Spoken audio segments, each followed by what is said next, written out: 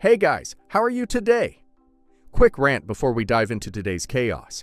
As some of you might have noticed, YouTube's algorithm has decided I'm not special anymore. Shocking, I know. So now if you don't like, comment, or do a little backflip in the algorithm's honor, this video might just vanish into the void, never to be seen again. Seriously though, even a hi or "this is wild" in the comments helps way more than you think. It tells YouTube, hey, people actually like this channel. Maybe don't hide it from everyone. That can really help push my videos out to a wider audience, not just to my subscribers. So if you enjoy these stories and want to support the channel, that's the best way to do it. Now grab a drink, get comfy, and enjoy the drama. You won't want to miss this one. I am 24 male. Let me start off by saying I was kicked out by my mom because she needed to impress her new husband. Okay, if kicked out seemed a little harsh, we can say she moved me out of my own house and made me live with my grandparents' father's side. I have all the good memories until my dad was alive. Unfortunately, we lost him when I was 7. As a kid, I felt devastated. I was very close to my dad, and sending him off inside a coffin broke my heart. I still remember that moment very clearly, and it saddens me till date. While I was still processing the loss, my mom showed up with another man and insisted I call him Dad. I was like, no way. I don't know if I was right or wrong, but I just didn't feel right to call him Dad, just within a few months of my own father's demise. After that first meeting, I often found him in my mom's bedroom, and it was difficult to see how quickly my mom had moved on. She didn't even wait for a year before bringing my dad's replacement to the house. I was not ready to accept him as my dad's replacement. I had recently turned 8 when they planned their beautiful wedding. They had put up a pretty huge wedding for second-timers. Anyways, none of my business. She left me with my grandparents as she went on her honeymoon. A month passed by, but she didn't turn up. I kept asking my grandparents when would mom come to pick me up, but they didn't have any answer. Then suddenly she showed up one day. I was so excited to see her after so long. I rushed to hug her, but she had brought all my belongings to dump me at my grandparents'. I was heartbroken to say the least. I lived with my grandparents until my high school. I was happy with them. My mom used to show up sometimes only to tell me how much she loved me and cared for me. Sometimes I used to question her that if she loved me so much, why had she dumped me at my grandparents'? She had no answer. She would try to cover it up by saying, "Oh, your grandparents are turning old. They need a helping hand to run their groceries and dump out their trash." It was much later that she admitted the actual reason. She had given my room to her stepchildren. Bill, mom's husband, had 2 children who moved into our house with Bill after their wedding. My mom prioritized her new family over me. It was natural for me to get resentful of her, so eventually I stopped bothering her. After high school, I moved out from my grandparents, but I still visit them often. They were kind of savior for me. They have raised me. If not for them, my childhood would have been ruined. Now I'm 24. After working for a year in marketing, I thought of starting my own venture. I needed capital for that, so I thought of leasing my house. Oh, if I didn't mention this before, there's a bummer on the way for my mom and her loving family. Actually, the house in which they are living belongs to me. Yeah, that's right. My dad made a will on his deathbed, and he very meticulously gave me every penny he had, including the house. I was a kid when his lawyer read his will after his funeral. But with the look on my mother's face, I can surely say that she was not liking it at all. Later, I got to know that she tried several times to overturn the will, but she lost it every time. My dad had made the will very precisely that the house would be mine, but I can sell it only after I turn 21. Until then, no one touches the property. My grandparents think that Dad would have probably foreseen Mom's plan, and that's why he made a rigid will. Else, she might have manipulated me in my childhood to give away the house to her. Last month, I called Mom to inform her about my plan of leasing out the house, but she didn't answer my calls. This week, when I went to meet my grandparents, I told them I was planning to make some extra bucks from the house. They gave a weird reaction. I asked them what's the matter. They said I might have to face a lot of resistance to vacate the house from Mom because her stepdaughter is pregnant with a teenage boy who has run away from his responsibilities. Also, Bill has lost his full-time job and is working at a store in the evening. So basically, they are in bad shape financially now. I really don't know what to do. I mean, I also need that house now. I have quit my job, and I need capital to start my business. Not the a-hole. OP's mom abandoned OP, who was a grieving child, and now she's living in OP's house like she earned it. The fact that OP's dad foresaw all this and protected OP's inheritance says everything about who he trusted. OP owes her nothing. She made her choice the day she dumped OP at his grandparents' doorstep with his stuff. And now let's hear community's opinion. Your dad was an absolute legend for setting up that will the way he did. He knew your mom would try to manipulate you, and he made sure she couldn't. You don't need to feel guilty for wanting to use your own property to fund your future. She gave your room away for her stepkids. Now she can deal with the consequences. Please don't let them guilt trip you into helping or being understanding. They had no problem prioritizing her new husband and his kids over you. If they're in financial trouble, that's on them. You didn't kick them out. They've been squatting in a house that legally belongs to you. Take back what's yours, start your business, and live your life. It's actually heartbreaking that your mom could replace your dad so fast and toss you aside like baggage. I'm glad your grandparents were there to give you the love she couldn't. She lost the right to call that house her home the day she chose her new family over you. You're not wrong for wanting to reclaim what's rightfully yours. Your dad intended that home for you, not for the people who abandoned you. Update. It became quite dramatic. Picking up from where I left, like I said, my grandparents informed me that Mom and her family are going through a rough patch, so they might not vacate my house. I thought I'll inform Mom about my plan and give them a few months' time to put their life together. Before that, I was thinking of giving a month's notice, but no, their situation. I thought of giving 3 to 4 months. Since Mom was not answering my call, I went to meet her at home. The house was nothing as before, and neither was my mom. Both had a cold vibe. Maybe she had sensed the motive behind my visit. On seeing me at the door, she gave out a fake smile and half-hearted hug.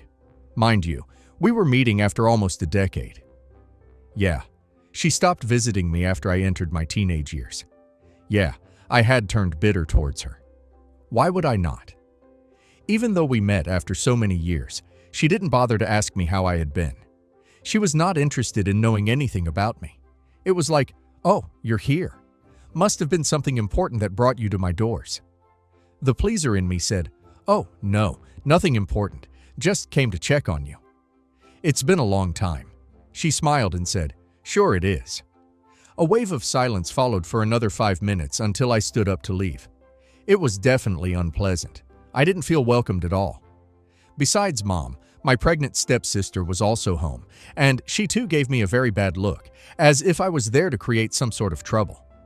For the moment, I dropped the idea of taking back the house. I explored other means of arranging the money for my business, but Mom crossed all limits of narcissism. Last week was my dad's 15th death anniversary. My grandparents held a small prayer ceremony at the church. Since I was in the town, I decided to have a decent ceremony by feeding the poor and giving off some gifts to the underprivileged children. I invited my friends and relatives for the prayer. I emailed the invite to Mom as well, but she didn't respond. When I traced the history of the mail, I found she hadn't opened it. This was my first mail to her. I thought it went to a spam folder or something, so I showed up at her house again. This time, Mom wasn't at home. My stepsister Brenda answered the door. No hello, no greetings. A straight question slapped on my face. You're back again. What's the matter? I said I was there to meet Mom. She said, with the way she spoke to you last time, do you think she wants to meet you again? She said it so bluntly that I couldn't get what she said, and I spit it out that I was there to invite Mom for the prayer ceremony of my dad. She chuckled in my face and said, that was like centuries ago. You're still holding that up. Get over it. I said, excuse me, he was my dad, and it's none of your business to comment. She rolled her eyes and pushed off to her room. I sat there like an idiot for a few more minutes, and then I left a note for Mom at the table. I asked her to call me back. She called me the next day and I told her about the prayer ceremony. She remained quiet for a minute, and then said she would not be able to make it because she had to take her Brenda for a checkup. That was a bummer. I mean, she could have said that she would try, but turning it down outrightly was disappointing. I replied sarcastically, yeah, of course, they are your priority. We are no one to you, so be it. Good luck raising that narcissistic woman and her bastard child. She flipped out that I used that word. I said, why would I be nice to her when she was so mean to me? She made fun of my emotions. To defend her, Mom said it was natural for her to get furious. You can't talk about dead in front of a pregnant woman. You're such an insensitive dud like your father. The moment she said that, I lost my mind. I yelled at her that she should not talk trash about my father. If anyone who's insensitive here, it has to be her. The way she was talking about my dead father. She said, your father died 15 years ago. Goddamn, get over it. I said, sure, the way you did within weeks or maybe days, who knows? You know what? You don't need to come. My father would not like your prayer after seeing your true colors. I hung up the phone saying this. The same day I hired a lawyer and started the process of sending a legal notice of eviction. The lawyer took some 15 days to validate my dad's will and send the notice to Mom. As expected, when the eviction notice reached them, she freaked out. Apparently, she never thought I would go to such lengths to extract my revenge on her for not attending Dad's prayer ceremony. I laughed at her voicemail and blocked her. When she couldn't contact me anywhere, she showed up at my grandparents' place. I wasn't there at that time. Oh yeah, I'm living with my grandparents again until I put my life together. My mother requests my grandparents to convince me to withdraw the eviction notice. My grandparents are calm and nice people. That's why they didn't throw her out. They said they don't have any say in this. It's my property, and I get to do anything I want. Fair enough. The answer didn't go well to her, and she blamed my grandparents for raising me as an entitled brat. Really, what was she smoking when she said that? I asked my grandma why she did not say anything to my narcissistic mom. Grandparents were like, we don't want to mess up with such a woman. I said I want to mess up, and now I'm not going to let them live in my house for one extra day. I gave the eviction notice as per the tenants' law in the country. Though they are not tenants, they ain't paying any rent to me. On top of that, I'm the one paying the property taxes every year, so legally I'm entitled to throw them out right away. My grandparents are God-fearing people. They talked me out of this idea. They said, for the sake of the Lord, give them that 1 month to find another shelter. There's a pregnant woman there, and we shouldn't pull her into the streets. I sighed that she didn't need any help either. She was equally toxic. My grandparents were like, so be it. She might be a sinner, but her unborn is not. Don't be cruel to that little creature. They convinced me to wait, else I was adamant to evict them on that very day. The next day I got a call from Mom. I ignored it. She did the same to me when I was calling her. She messaged me to talk. It's urgent. I responded to check out my calendar and meet me at grandparents at my open slot. This didn't go well with her. She sent a long reply that I was trying to throw weight on her. What did I do with her 5 paragraphs mail? Nothing. That's right, I didn't respond. She might have got the hint that I was not going to give in to her pressure. Throughout my childhood, whenever I used to cry or throw tantrums for going home, instead of loving me, she would scold me and ask me to behave. She would petrify me to be a good lad and not throw tantrums. This was her parenting style, and it worked. In order to keep her happy and not mess up with her, I would stop sobbing. But after she left, I would sulk at the corner of the house for hours. Not anymore. It's time for her to sulk, but sadly she won't have a corner to herself. So she came to meet me, and I deliberately made her wait for an hour. She got anxious. I asked my grandparents to stay out of it. She kept asking them about me. They said they don't know, and swiftly pushed back to their room. When I arrived to meet her, she gave me a look of, where the hell were you? I've been waiting here for an hour. But she didn't say anything. She sat there with a straight face. People in her situation would have tried to please me, but remained solid on her grounds. She said, okay, let me start. I can't sit here forever. I have jobs to do, I murmured under my breath. Oh, sure you do. Finding a house is a difficult job. She gave me an annoyed look and said, what is this notice about? I replied, it is written in English. I'm sure you can read that, or do you want me to do that for you?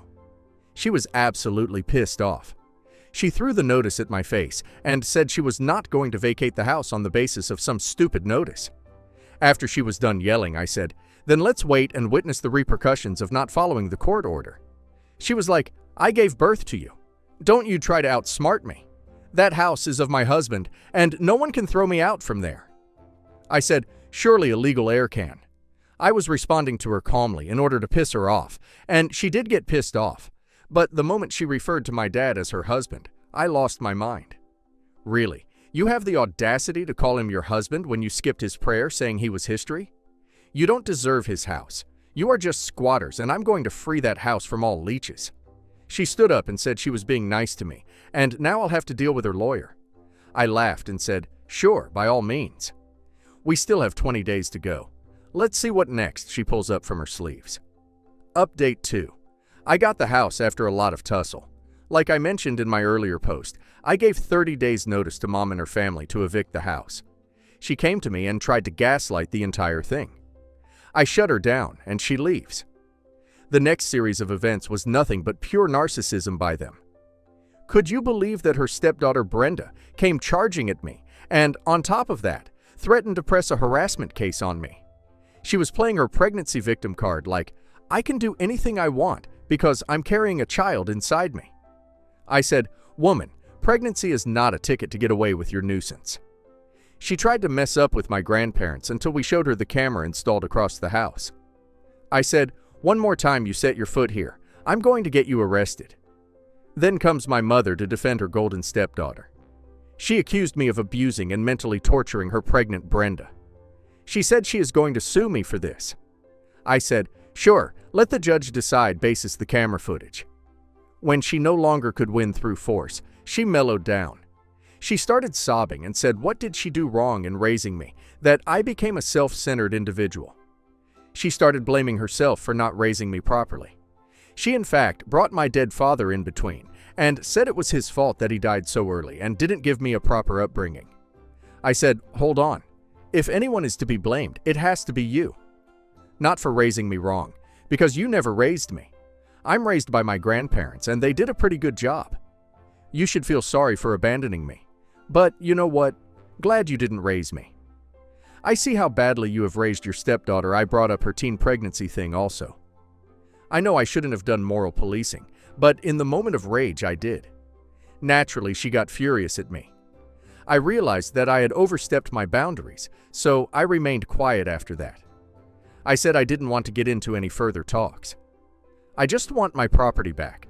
I have let them live there for free for so many years. Now I really need it. I tried to make her understand my situation, that I had quit my job and needed money to start my business, so I would be leasing the house. She flipped out that I was throwing them out only to let other strangers live there. I said the other strangers are going to pay me rent. If you agree to pay, you can live there. She again freaked out that I was bringing money into the family matters. I said there ain't any family here. You threw me away like a pile of garbage and hardly checked on me. My birthdays, Christmas, Thanksgiving. You barely showed up, and even when you did, you made me feel that you were doing me a favor. What kind of mother does that? A mother like you, right? She tried all means to manipulate me, gaslighting, guilt-tripping, and her usual on anger. When she understood that I got no chills, she left. You guys are thinking that they vacated the house after that. A big no, they didn't. Mom's loser husband was yet to come into the picture. That man sent me a voicemail. Dude, you don't know who you are messing up with. I can deadlift you and make you plead for your life. One punch on your face and you're going to forget about the house. You show up at my door again and I'm going to knock you out. That dude is big and he loves to flaunt it. I don't know much about him, but my grandparents cautioned me not to mess up with him. He is a bully. Sure he is, but he is dumb at SS. He laid out the evidence against himself by threatening me over voicemail. I didn't respond to him because I wanted a bigger dude to handle him. The cops. On the supposed day of eviction, I went to the station and registered a case of threats. I had a solid evidence. My lawyer walked down with me to the station and requested the cops to accompany us for the eviction. Initially, they were not ready to come. They said call us if they caused trouble, but we didn't want to deal with the squatters by ourselves. Some cash helped in getting them on board, and they accompanied us. When I reached the house with my lawyer, they, Mom, Bill, and Brenda, started cussing us. Her loser husband even came out with a hockey stick, but as soon as they saw the cops' vehicle behind our car, he stepped back. The cops showed them the eviction notice and asked them to leave. They were so confident of chasing me out that they didn't even pack their stuff. They asked the cops to give them a further 1 month's time. The cops looked at me and I said, "No way." Not after all these threats. They started using Brenda's pregnancy to buy a few more days, but I put my foot down and said, "Now." I got some weird looks from the cops that I was insensitive, but I was following the legal route, so no one had any say. They further bargained to give a day's time. I said, 3 hours from now. They gave me looks of bitterness. Bill even tried to brush his shoulder against me with red eyes. The cops yelled, "Get moving!" More of packing and less of giving looks. We all left. After that, the cops asked them to hand over the keys at the station from where I would pick it up. We had to pay the cops extra bucks to facilitate this, and it was completely worth it. Who want to deal with those squatters? My lawyer suggested I take a restraining order against them on the property in case they want to come back and harass me or the tenants.